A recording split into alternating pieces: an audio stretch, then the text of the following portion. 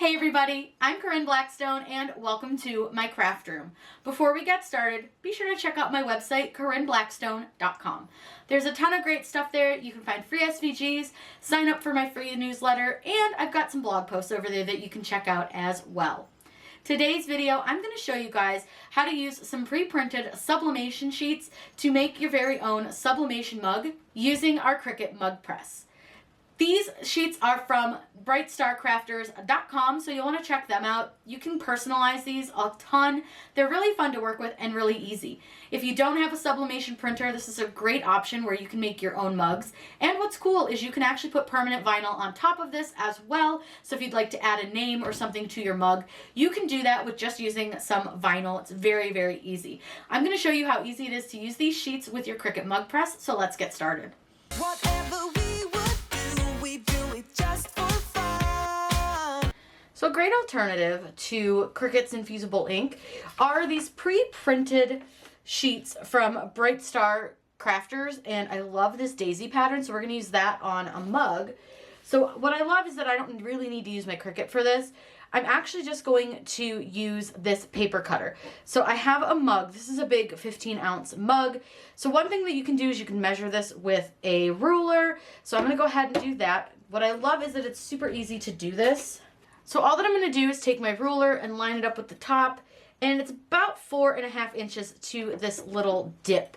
So I'm going to cut this to be about 4.5 inches wide. So I like using these guillotine cutters. They're perfect for this. Now one thing, you can cut off this end. We don't need this. This is part that they use for their own inventory and such. So I'm just going to go ahead and cut that off so that it's out of our way. Then what you can do is cut this to about 4.5 inches, and you can cut it any direction that you so desire, but I think we have enough to go this way. So I'm going to set this at about 4.5. Try to get it as straight as you can. That looks pretty good, so we'll go ahead and cut. Now this is going to be too long for our mug as far as going around it like this. So what we'll do is I like to just kind of wrap it around.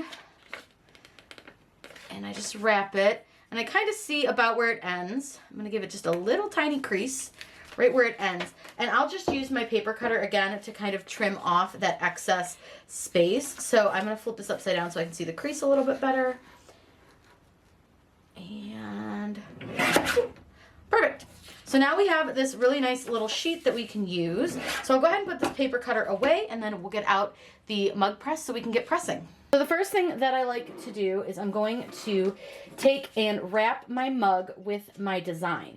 So I like to take a piece of heat tape. I'm just using some Caesar heat tape, and I'm just going to pop that off. Now I do usually use a pretty big piece, and I'm going to flip this upside down, and then I'm just going to put that tape just here on this edge. That way I can hold the paper on while I'm working with it. It's a lot easier. So I like to get it pretty close to the handle. I kind of like the way it looks when it fades when it gets to the handle, so I like to do it like that. So I'm going to go ahead and push that down, and then what I want to do is make sure that this is on here. Now we may need to re-straighten it out a little bit as we go, but that's okay. It's to be expected. So I'm going to go ahead and tape this piece down. So again, I'm just going to grab a piece of tape and tape that down. So now that I've got that taped down, I just want to make sure that it looks like it's pretty flat everywhere. It looks pretty tight. So I like to add a little bit of tape around the top and the bottom just to make sure that it's held on really well. So what I'll do is I'll just add a little bit of tape just along the top here. And that just makes sure that it's nice and secure and snug.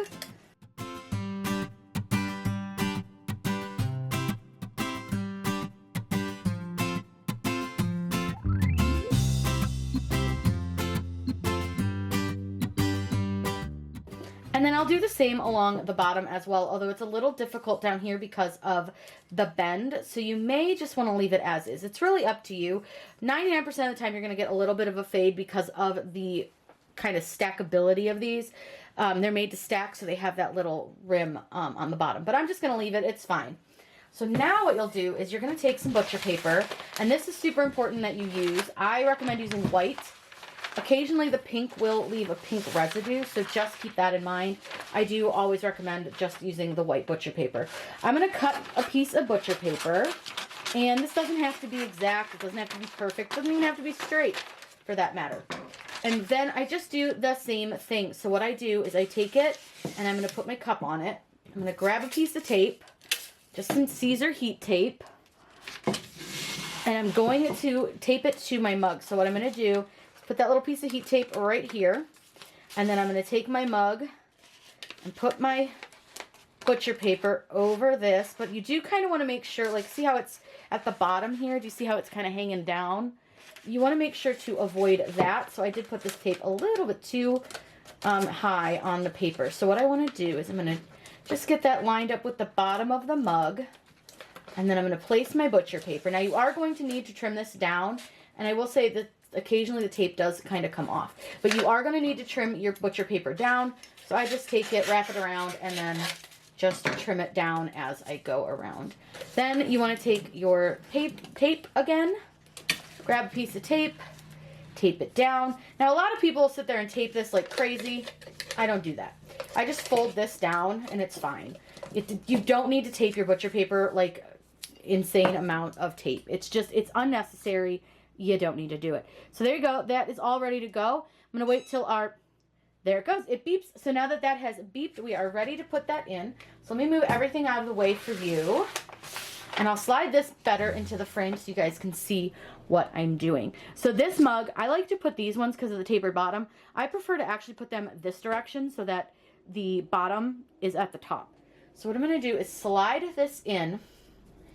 And because these are pretty big, these 15 ounce, they fit really snug in here. So just keep that in mind.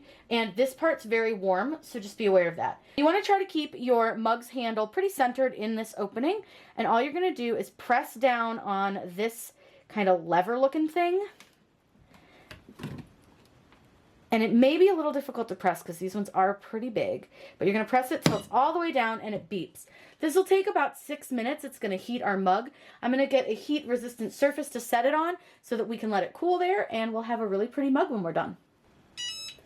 Now that it's beeped, I'm going to go ahead and slide it a little bit. And what I like about it is that it's cool to the touch, like all of these places. The only place that's not cool is where it's kind of like minty colored. So I know, it gets very impatient. So I have a heat press mat here that I'm going to set this on.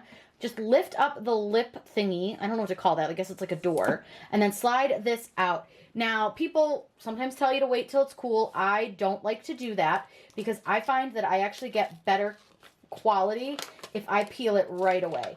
So I'm going to go ahead and pop the butcher paper off first. You can see that this is coming off. So sometimes this will come off and kind of rip. That's okay. It's no big deal. It's just because the tape is holding it on. So I'm just kind of pulling it off. Hopefully you guys can see this. So I'm just pulling this off. And you just want to be careful because it is hot.